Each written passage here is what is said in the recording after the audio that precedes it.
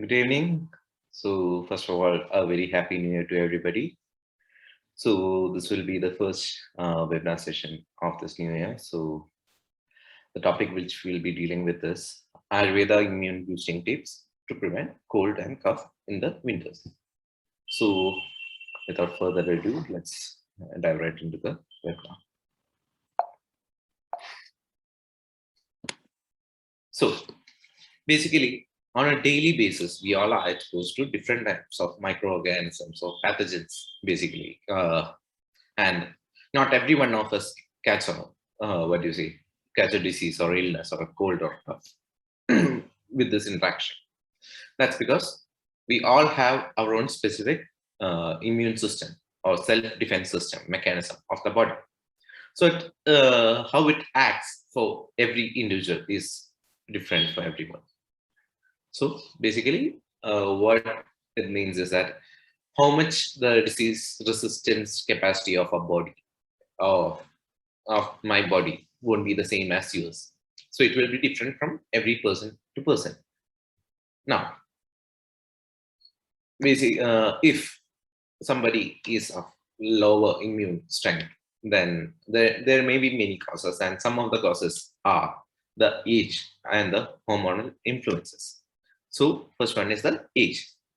So age is basically what we can understand from this is that during the childhood, that is the infancy stage, the immunity will be compromised because according to Ayurveda, there is asampurna dhatu poshana, or the dhatu or the basic tissues of the body is not completely, new developed. You can say that. So as a result, the defense mechanism also, the bodily functions also are not to the optimum. And in the youth and the middle age, this works, the defense mechanism work at the optimum stage. And by old age, the dhatu, dhatu chaya starts happening, or basically we start losing the strength or body strength. As a result, the immunity also during that time also decreases. And hormonal influences are also likewise, because during the middle age, from the youth to the middle age, that's the time where the body is at its complete or optimum productivity, and afterwards the productivity starts decreasing. And malnutrition is another factor, because it's the simple logic of how much you give to the body, it has, or it sustains that, or it gives back. So if proper nutrition is not provided, then it will have its effect on all the aspects of the bodily functions, of which immunity is one of the important functions. Then another one is a certain drug interaction. Okay, so some drugs has side effects, or it also has some effects on the pathogen becoming accustomed to the medicine. For example, if you are taking a antibiotic, if you get a cold, you got a cold. Okay, so once you start taking an antibiotic, so it's preferred that you have to complete the course. And somebody who hasn't completed the course, then what happens is, like in our body, if a pathogen comes, we are giving an antidote, basically an antidote in the form of an antibiotic to the pathogen. And this antibiotic is acting as a poison to the pathogen. But if you don't give the complete dose of that antibiotic, then the pathogen comes in contact with this antibiotic, but not in such a, intensity or such a dose that it is strong enough to kill the pathogen. Then what happens? This pathogen start developing resistance with the certain antibiotic which you have primarily taken. Then when this pathogen comes, comes back or gets transferred to somebody else, then the same antibiotic won't work on that pathogen. since it has already had a primary exposure to this antibiotic in your body, and as a result it has developed a resistance towards it. So that is drug resistance being acquired by the pathogen. So here's an example for that. That is, if Mr. X has a sore throat and he buys some penicillin and gives himself, not enough to kill the streptococci, but enough to educate them to resist penicillin. So what happens here is that the streptococci has developed the resistance, or basically in simple layman terms, the streptococci found a way to resist or found an antidote for the penicillin. Now, after a few years, he then infects his wife. And then this streptococci is infected to this person's, Mr. X's wife. Then what happens is she gets pneumonia and is treated with penicillin. And as streptococci is now resistant to the penicillin, the treatment fails and Mrs. X dies. So this is an example for drug resistance. So this is why people tell you that if you are taking allopathic medicines, and that too specifically antibiotics, please do complete the course.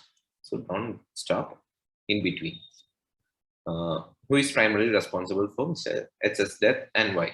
That's Mrs. X's death and why. So basically, we can say Mr. X, who was negligent enough to not complete the course of the antibiotic or penicillin. So this is just an example. Now,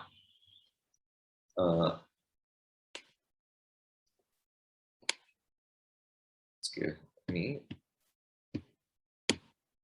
Now we'll come to the 4 plans for acquiring immunity. So this is, now we are coming back to the Ayurvedic point of view. So what Ayurveda says that there are 4 ways you can improve your health. One is ahara. Ahara is the diet which you take, or the food. Then vihara. Vihara is the activities which you do regularly. And achara is the lifestyle which you follow. And vichara is a thought process, your mental aspect. Now, we'll be dealing with this.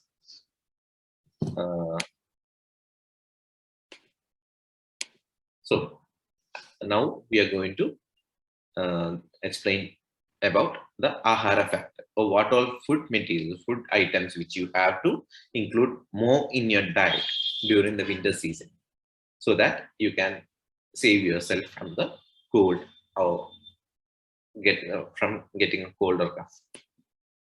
Now, first one and the most important one is warm water. Okay, so whenever you feel like the urge to drink, whenever you feel thirsty, whenever you feel like, okay, I have to drink something, please make sure that you drink something warm firstly.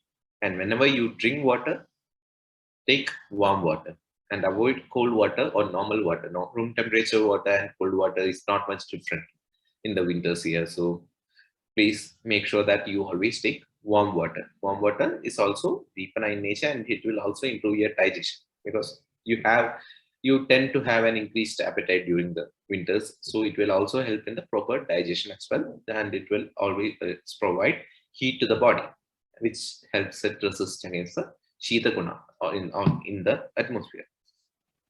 Now, let's use kurkuma, as we call it Haridra in Sanskrit and Haldi in Hindi.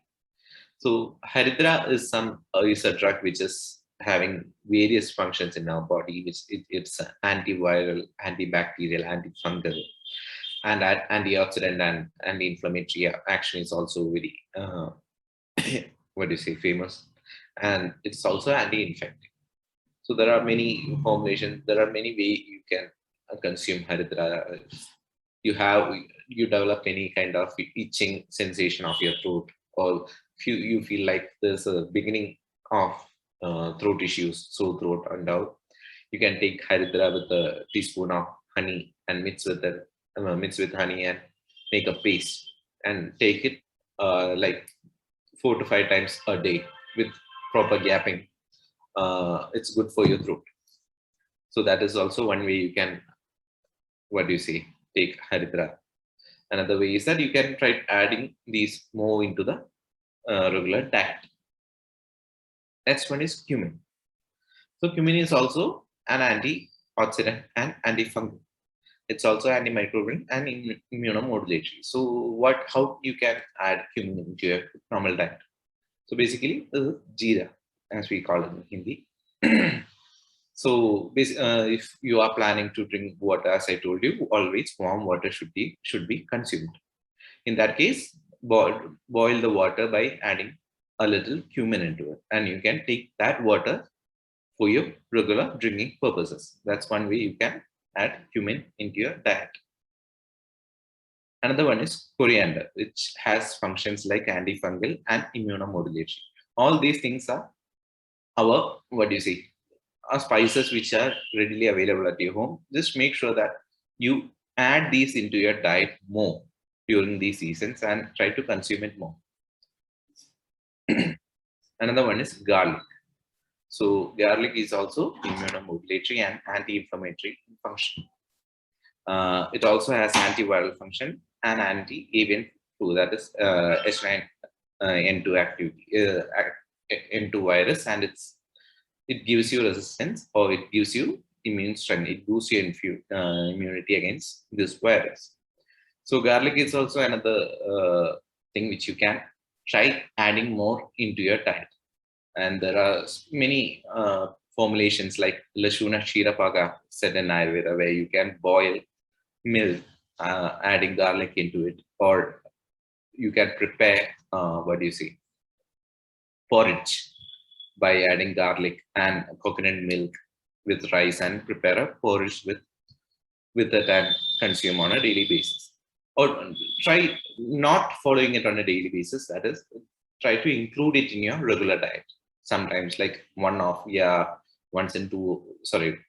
twice in a week, twice or thrice in a week. That might be more good, because try to follow a normal regular diet which you have been following, which is light to digest, and along with this you can also add 2 to 3 times a week of medicated food.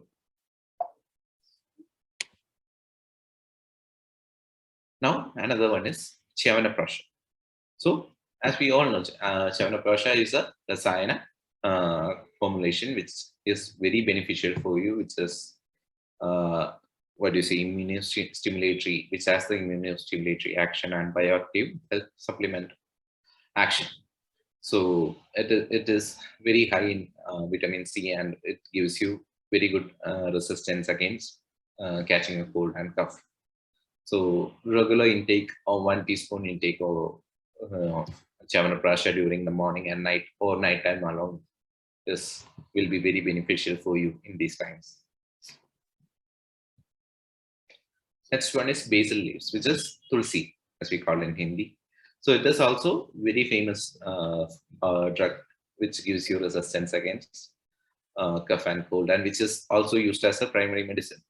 So this also can be added to your diet, simple household remedies. Because if you catch a small cold or cough, you have any issues with the throat, you can just take a couple of leaves of basil or tulsi and make it into a paste and squeeze the juice out of it, and you can take it with honey or haridra, that is healthy and everything, and it will be very beneficial for your throat and cough and cold. So this is also another potent drug which is readily available at most of our homes. So it is also to be used. Another one is black pepper. So black pepper, we call it Marisha in Sanskrit. So antioxidant and anti-tubercular and cytotoxic, and antibacterial, antifungal, and antiviral activities are also famous and are known in black pepper. And another way which you can add black pepper to your diet, to your lifestyle, is you can make coffee or tea. Who are practicing, who has a habit of taking coffee and tea, try to make it without the milk, black tea or black coffee, and try adding a little black pepper powder into the coffee or tea while they prepare it. So that it tastes somewhat like masala tea or masala coffee, but it will also provide, what do you say, it will act on your throat, and if you are having a sore throat and all, it will help you regain its normalcy. Dry ginger is also another thing which is very famous for treatment of sore throat. So as I told you, while preparing the black tea or black coffee with the pepper, you can also add some dry ginger into it. It will be very beneficial, and it will also help you to gain resistance against the cough and cold. Now, raisins. Raisins are of have the qualities of immunomodulatory, antioxidant, anti-inflammatory, and anti-asthmatic in nature. So try adding more raisins into your diet, regular diet. Another one is mint. Mint. This also can be added into the coffee formulation or tea formulation, which I have already told. Ajwain. Ajwain can be added more into the, what do you say, while preparing the, roti and chapati and all, and puri and all. Whenever you prepare it, you can try adding a little of ajwain into your diet, and try adding more into your diet. Another one is cloves. Cloves can also be added more into the preparations like coffee and tea and all. And otherwise, also while you are preparing some curry and all, sabji and all, it can be added more into the diet. And it also has analgesic, antioxidant, anti-cancer, antiseptic, antidepressant, antispasmodic, anti-inflammatory, antiviral, antifungal, and antibacterial activity. So this is one thing which has all these properties, and it will be very beneficial for you. And try to make sure that you don't add too much of it, because you don't have to compromise the taste of the food for what do you say, health benefits. You can just try adding a little few couple of cloves into every dish you make, and these are very, what do you say, uh, these have very potent smell and taste, and some people don't tend to like it. So try adding according to your taste. Now, so now we have explained or discussed some of the basic things which are available at our home, which you can add more to your diet, so that you get more resistance towards this cold, and get save yourself from cough and cold.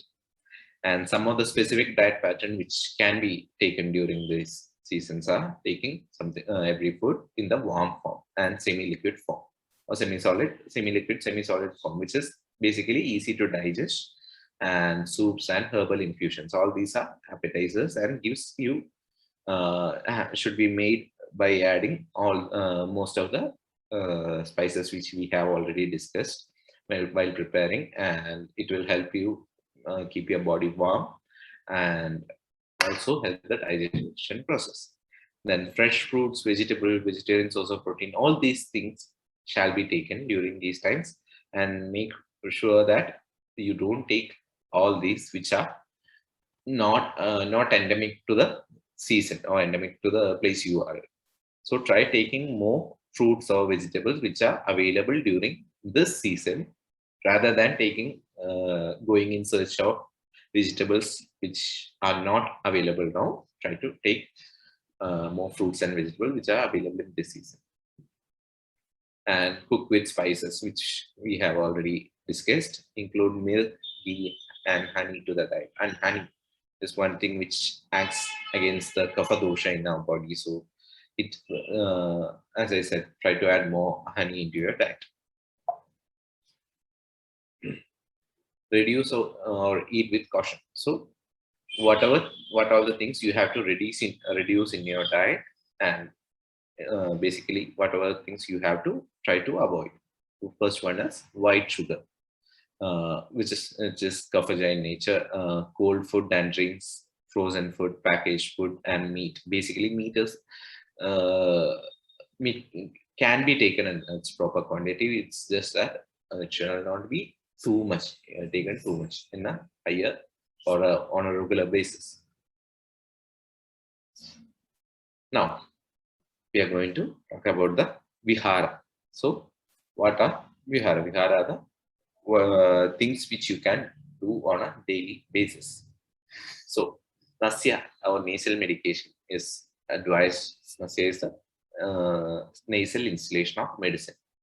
So, it can be done by oneself, which is called the Pratimarsha Nasya, where you can add, apply 2 to 6 drops of uh, what do you say, medications like anu oil or simple ghee, for that matter, can be used for Pratimarsha Nasya.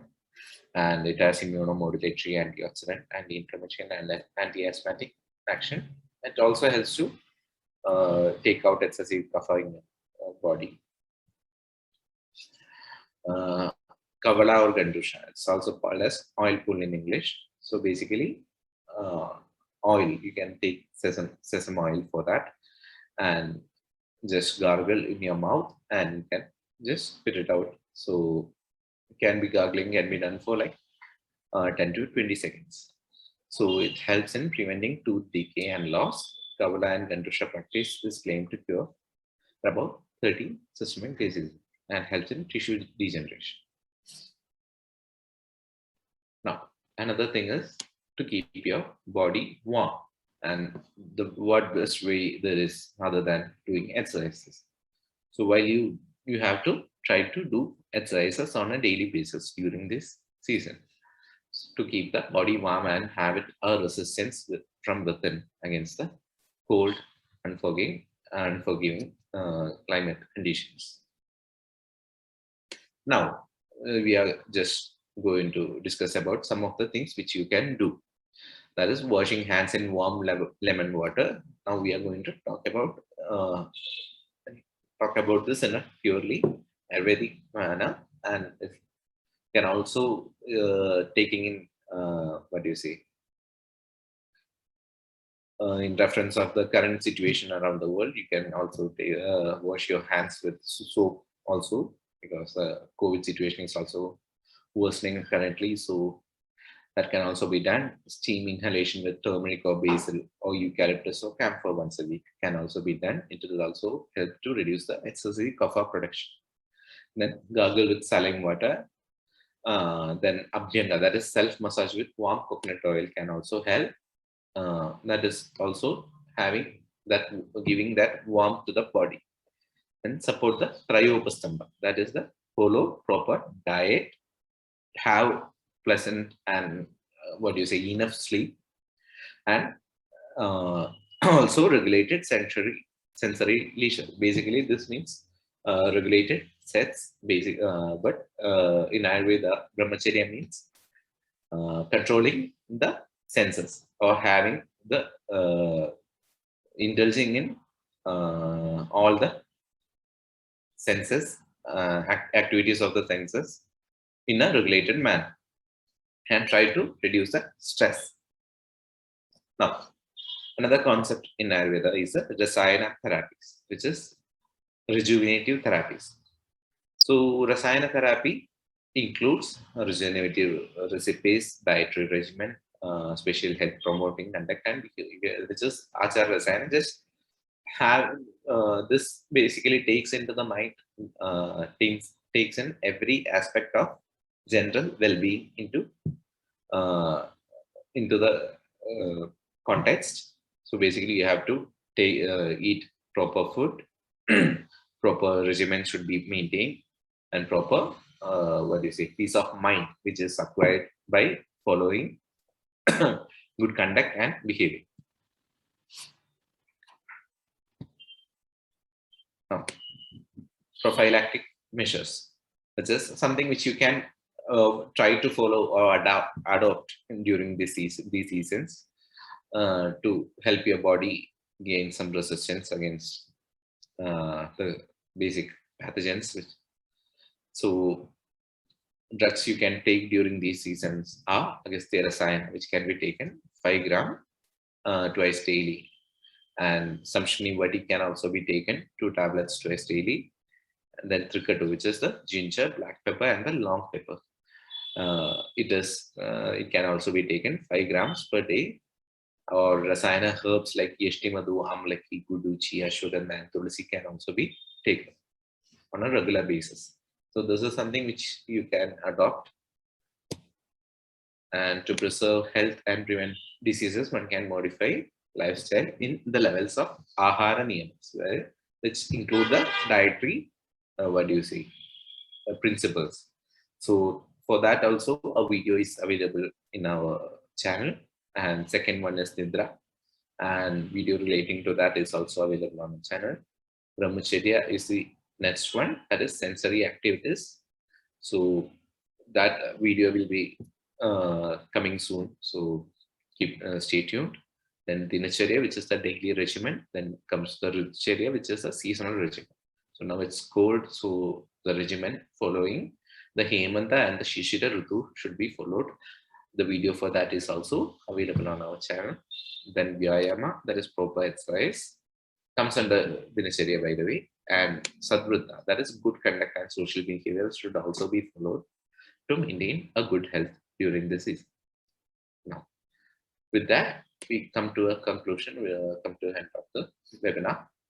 So basically, it's the slide says prayer is good, but hygiene is even better. So make sure that you wash your hands, you keep yourself safe, and you follow the guidelines, COVID-19 guidelines, and stay away from what do you say, all the rush, and stay, just keep yourself healthy. With that, we conclude today's session. Thank you. Thank you for attending. Thank you so much.